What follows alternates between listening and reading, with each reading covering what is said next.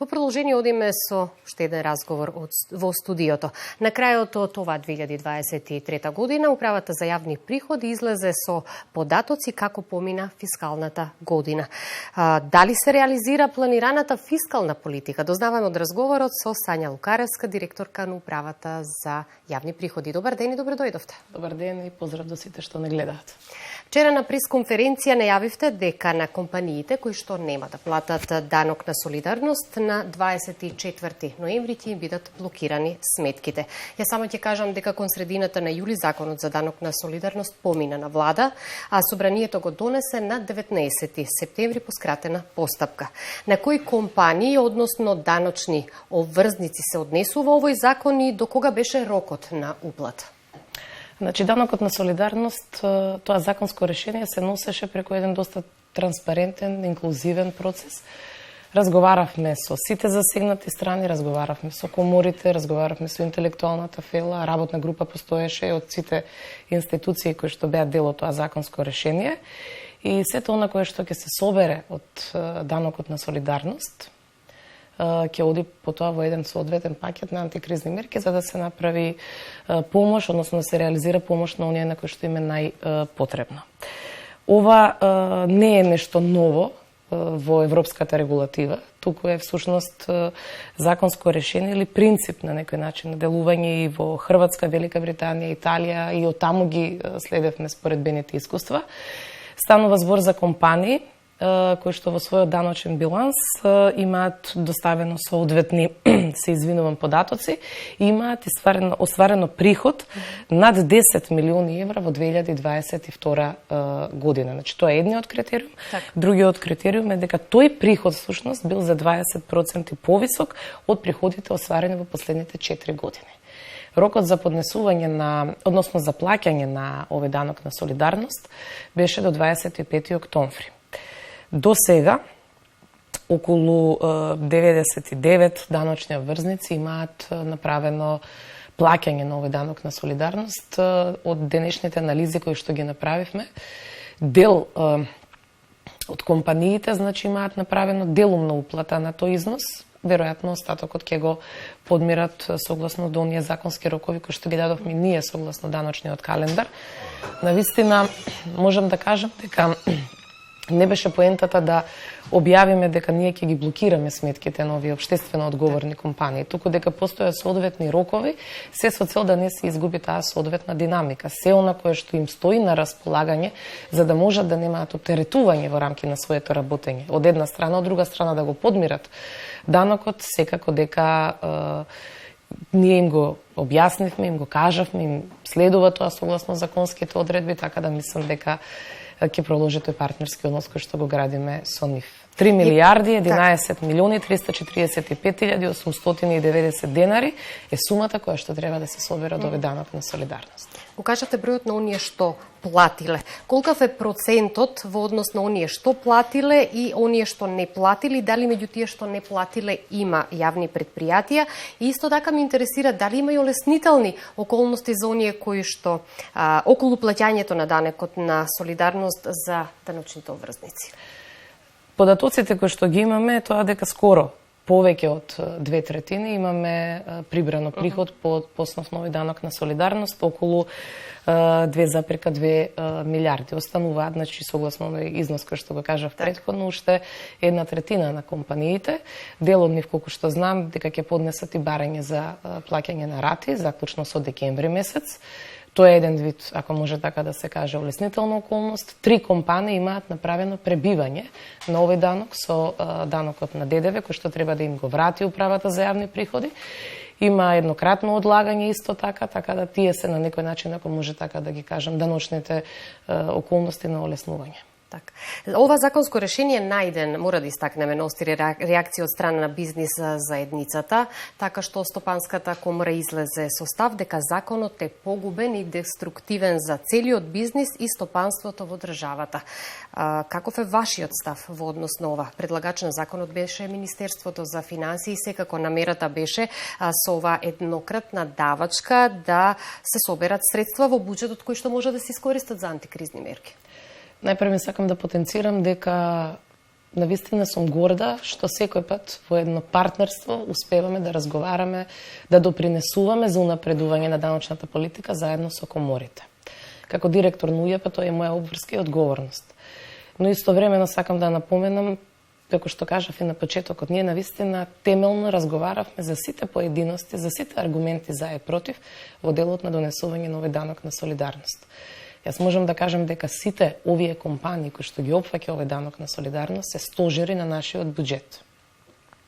Така да нивната улога во овој сегмент ќе биде тоа што ќе допринесат согласно своето успешно работење, да допринесат за да се направи еден одличен пакет на антикризни мерки кој што ќе биде соодветно наменет. Знам и за она иницијатива на оспорување на овој закон. Ќе почекаме да видиме кој ќе биде исходот, но сепак за многу работи кои што се во делот на Министерството за финансии, кој што е носител на законите, ние како УЈП сме имплементатор, сите процеси ги правиме преку една дебата. Да, споменавте за иницијативата.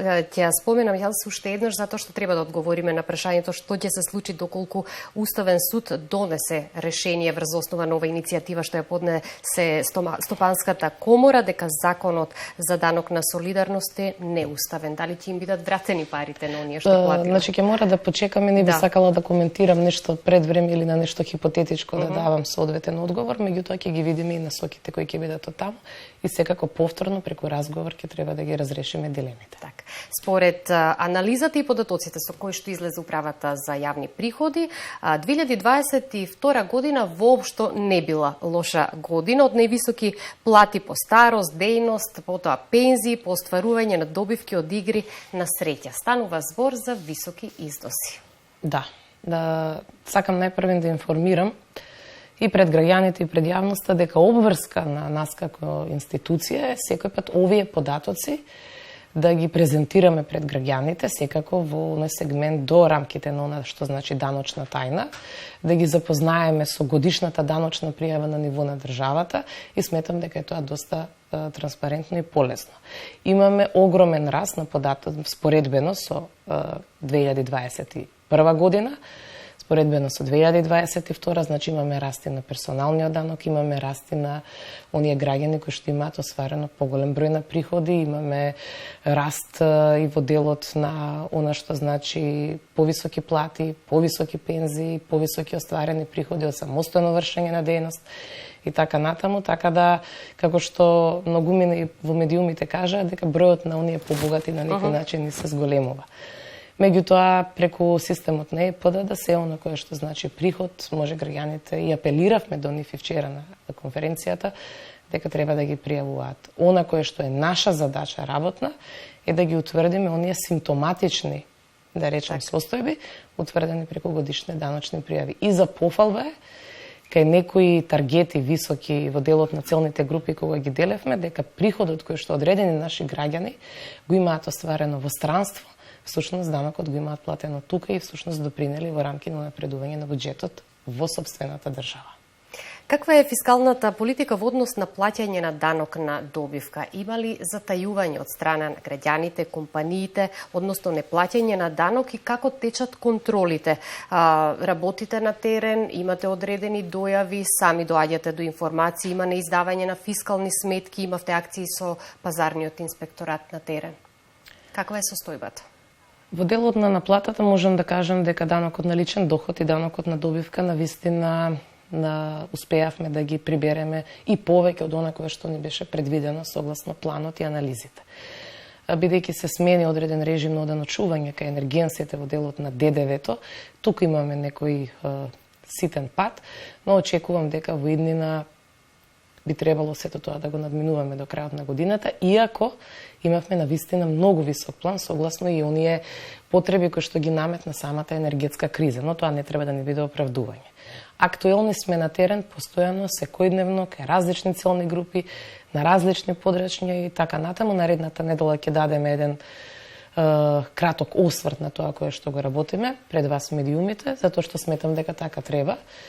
Работиме буквално во секој дел на државата, работиме и по пријави од страна на граѓаните, по пријави од страна на други наши сродни институции, соработуваме и со нив, одиме на терен, така да Сметам дека издавањето на фискалните сметки е она кое што всушност треба да биде белег на нашата држава, бидејќи тоа е една пракса во европските земји. Да, има состојби кои што мора во повеќе кратни наврати на контрола да ги надминуваме, како што е случајот, да речеме, со пластичарската улица, на која што 2-3 пати сме биле, 4-5 пати до сега сме правиле контроли, старата чарша и така натаму, и тука нема да застанеме. Но буквално сите целни групи ги имаме опфатено. Многу граѓани знаат и директно да се јават во мојот кабинет, да диктираат всушност што сакаат да пријават, кој е даночен затајувач и така натаму.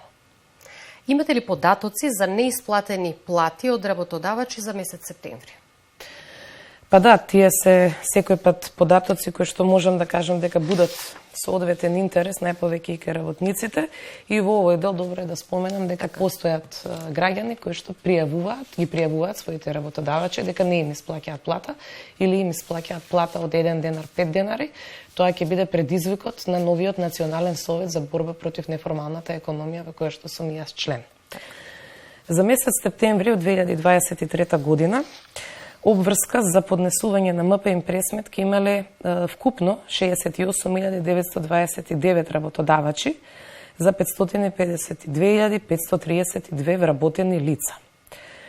Од нив пресметката имаат платено 56.732 работодавачи за 525.000 вработени лица. Односно 47.116 работодавачи ова обврска завршиле во законски предвидениот рок, односно до 16 октомври 2023 година. До 27 октомври МПИ пресметка немаат платено 6.501 работодавач, додека 5.696 работодавачи немаат воопшто поднесена МПИ пресметка. Значи, ако ги собереме овие кои што немаат поднесено воопшто МПИ пресметка и овие кои што не ја платиле пресметката, а ја поднеле, ќе имаме отприлика околу 12.000 работодавачи за вкупно од околу 27.500 вработени лица. Има ли санкции за ваквите работодавачи? Апсолутно, секој месец, согласно нашиот даночен календар, ги превземаме сите действија на присилна наплата. Спроведуваме даночни контроли. Известуваме државен трудов инспекторат, бидејќи имаме меморандум подпишано. Меѓутоа, податоците се тие, наше е да го одржуваме оној контролен механизам, да го стегаме, да се бориме за навремено реализирање на обврските. Сега одиме со мерката со која што практично се трудите да им помогнете на граѓаните, мерката Мој ДДВ, која што функционира во изминативе речиси 4 години чина. Има возможи на граѓаните кои што се даночни обврзници, кои скенираат фискални сметки, да добиваат пари од поврат на данок на додадена вредност во едно 3 месечје. Најпрвин се започна со 1.800 денари, а еве веќе од јануари 2023 година граѓаните може да добијат максимален износ од 2.100 денари за едно 3 месечје. Да. Се зголемува ли бројот на корисници на мерката Мој ДДВ и дали ќе продолжи оваа мерка и во наредната 2024 година? Апсолутно да. Ова можам да кажем еден од поуспешните проекти и сметам дека си ја оправда го оправда своето постоење. Ние веќе од денес почнуваме со исплата на Мој ДДВ за претходното тромесечие, бидејќи законскиот рок за да ги вратиме парите назад од претходното тромесечие ние 60 дена. За третото тромесечие од 2023 година повратот ќе биде околу 790 милиони денари, а ќе се однесува на 459.670 корисници на оваа мерка. Се зголемува бројот на сите оние кои што имаат превземена оваа апликација. Им благодарам на сите овие корисници на мерката Мој ДДВ, што всушност се и наши инспектори на некој начин кои што ни пријавуваат и ни овозможуваат да се бориме против сивата економија. Тоа е всушност и другата цел на оваа мерка Мој ДДВ. Јас не би застанала дека треба да останеме на повратот од 2.100 денари, туку можеби ете во наредната година или по таа да го зголемуваме постепено. Да се надеваме. Да се надеваме, така. Ви благодарам многу за гостувањето. Благодарам и на вас.